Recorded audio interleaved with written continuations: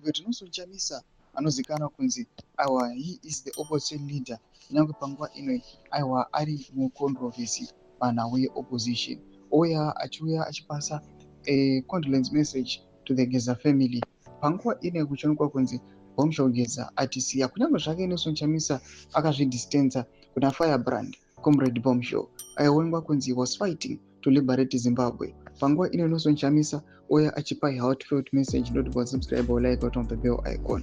NELSONCHAMISA mudanyi achiti comrade Geza, you broke the rank, you saw the light and you lit the way.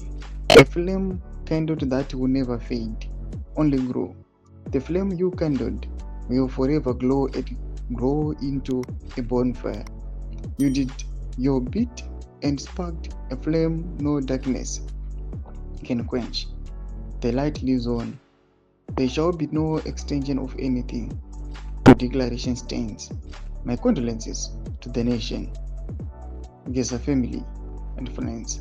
Rest in power, comrade blessed Bombshaw Geza. Thomas kwanaitogwa panguva ino naNELSONCHAMISA anozikanwa panguva ino NELSONCHAMISA nyangwe panguva ino tichiona kuti fight yake eVision 2028 inova yakati siyanei nethe fight yaBombshaw Geza. Bombshaw Geza aistopa corruption.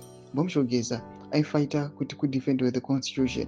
Bombshaw Geza aistopa zvigananda. But panguva ino kuchionekwa kunzi Bombshaw Geza atisiya asati anyatsokuaccomplish his task. And panguva ino people they asking themselves kana kuchizowanikwa someone anokwanisa kufila gap rasiwa naBombshaw Geza ameno kana akazovapo munhu because Bombshaw Geza akanga ari munhu akanga akasimba, munhu akakonzeresa shutdown munyika ari away from Zimbabwe. Nyika yese ikava nerunyararo, vanhu vese vakazvibvarira mudzimba, maministers, vanhu vese vamwe vatomufoda kutiza. But panguva ino Bombshaw atisiya. Tudze mafunguro enyu muri kudii pamusoro pechiitiko ichi. Toona nyika yose aiwa panguva ino iri in the state of mourning, vari kugwadziwa. Pina comment section medu dzamafunguro enyu muri kudii pamusoro pechiitiko ichi. So subscribe or like, hit on the bell icon.